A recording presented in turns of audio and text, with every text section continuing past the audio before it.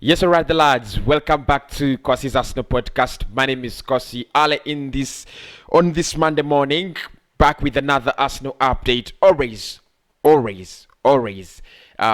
there for you. Of course, do me a favor. Do smash like button.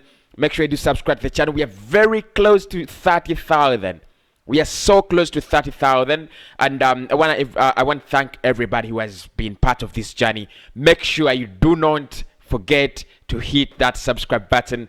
We should get to 30,000 by the end of this week. I think that's gonna be the biggest milestone we hit this week. So a couple of stories to look at this early morning, on a Monday morning. Obviously, Ben White announcement this week. That one has been confirmed as well. Ruben Nevez still on the list, and we could see a couple of players also moving on, and the Manuel Locatelli situation on Wednesday or Thursday. So we're gonna really look at a couple of things that could happen throughout this week and the updates that we have this early morning, and probably later in the day we shall try to dive into more content and more stories as they come in. But at the moment, it is Ben White, it is Manuel Locatelli, Ruben Nevez, and a couple of outgoings that we are going to look at. So without wasting any time, let's get the party started. So starting the party, let's begin off with Ben White. Chris Whitley and Sky Sport have actually come out and confirmed that Ben White will actually do his medicals this week on Wednesday, and I did put out a video yesterday. Make sure you do check it out if you didn't watch it. It was about the medical fraud of Ben White. Of course, a couple of reports are still insisting that the player has done his medicals already over the weekend, and he's just waiting to be announced as an Arsenal player. But for me, if credibility matters a lot, and when we talk about credibility, you talk about Fabrizio Romano, you talk about Sky Sports, you talk about the Guardian. I think that is what you're talking about. You're talking about outlets like that, like those. And if you look at the latest tweet Fabrizio Romano put out, it actually shows that the player will be announced as an Arsenal player very soon, later this week. Actually says later this week he will be announced as an Arsenal player later this week. Paperwork signed, everything done in the past few days. So it looks like a lot of work is done. All the work is done. It's all about the medicals and the announcement and the photo shoot probably that are still waiting, wasting our time. The real question, whether he's done his medicals already, as per Sky, the medicals are scheduled for tomorrow, but one, that is Wednesday. And look, I don't think Sky are lying, because in the first place, when I reported according to Sky, and they said the player will actually do his medicals on Wednesday. That was according to Damesh Chef, and that is the update he gave us, that on Wednesday 28th, that is when the player will actually do his medicals. However, a couple of reports after the player landing at London Colney, a couple of reports actually reported that the player had also done his medicals, which is now trashed by Sky Sports, and they're saying that is not true. Ben White will be announced very soon as an Arsenal player. He will do his medicals on Wednesday, but there is no information, there is no truth in the reports that he has already done his medicals over the weekend, and so he's expected to put on shirt number 4. Sorry. 8 is vacant. I would give him shirt number 8, but look, the truth is, he is expected to get the number 4 shirt at Arsenal, following the departure of William Saliba. So we are still waiting for that announcement. This week, it is a week that we see Ben White in the colours of Arsenal. Speaking about players in the colours of Arsenal, there are 2 more deals that we expect to be cleared off the radar, and that is the Ruben Nevez deal as well as the Manuel Locatelli deal. Now, I spoke about Manuel Locatelli yesterday, and I said, according to Goal Italia, they are very confident that in this week, this is when this deal is actually going to get over the line, and we spoke about it, pretty much in depth, and we actually said Sassuolo and Juve are going to meet this week for another meeting. That is going to be their final one. They're going to meet for the last time, for the third time, in a space of almost 2 weeks, to determine whether the player actually moves to Juve or stays at Sassuolo or actually joins Arsenal Football Club. The situation has not changed with Manuel Locatelli. He wants to join Juve. Arsenal have given Sassuolo the best offer, but the player still fancies a move to Juventus. Juventus are still struggling with in order to meet the price demands of Sassuolo. Because Sassuolo are looking at around 45 million euros, and we talked about that. Juve are speaking in tongues, and they're actually considering around 30 million euros for the player maximum.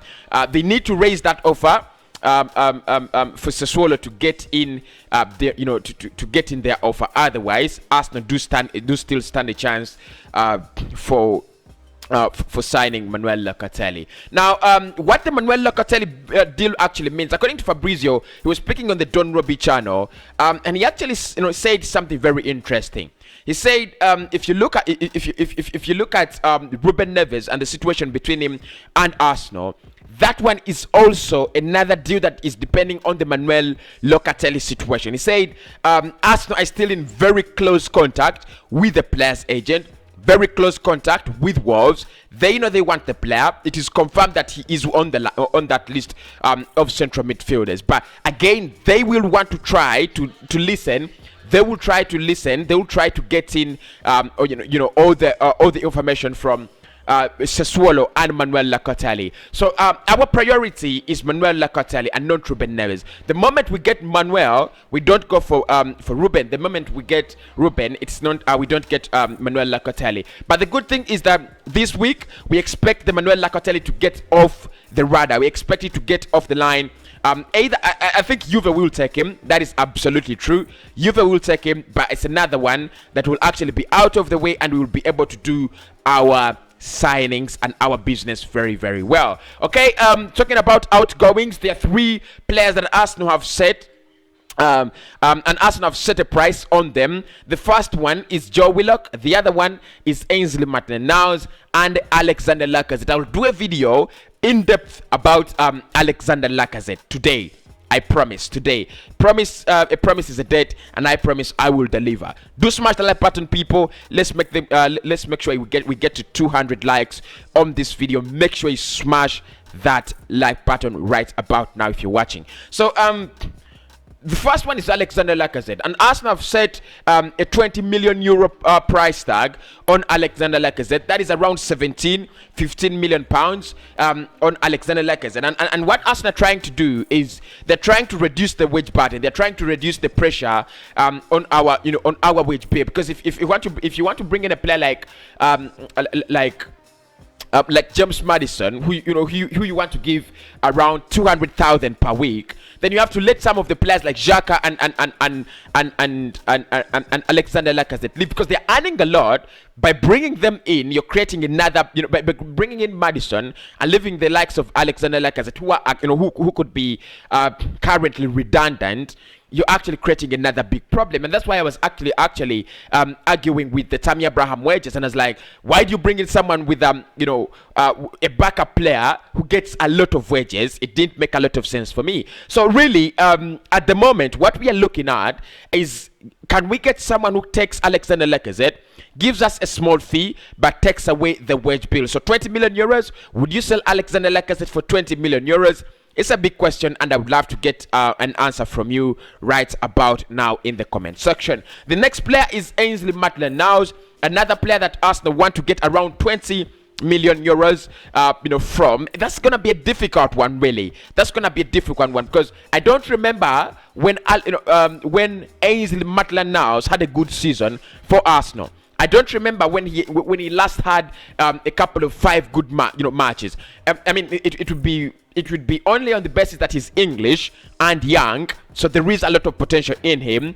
Maybe that is the reason as why you would want to command around 20 million euros. But realistically, I think Arsenal will get around 12 to 15 million euros in Ainsley Maitland-Niles. The last player is Joe Willock. Now, Willock had a very good spell with Newcastle, and Newcastle actually want to take him back on loan. They do not have, according to their budget, they cannot buy the player on a permanent basis in this summer. So what they will do is they'll buy the player on loan. Probably they could get an option to buy, or a loan, or a buy obligation. What is happening with Joe Willock is the player actually will cost 30 million for any club that are interested in buying him. That is the price that has been set by Arsenal. Is it realistic enough? I'm not really sure about that, but I think he is a good player, and Arsenal could get the right amount of money if we do get in the right negotiators for that deal. So Arsenal looking at around 70 million euros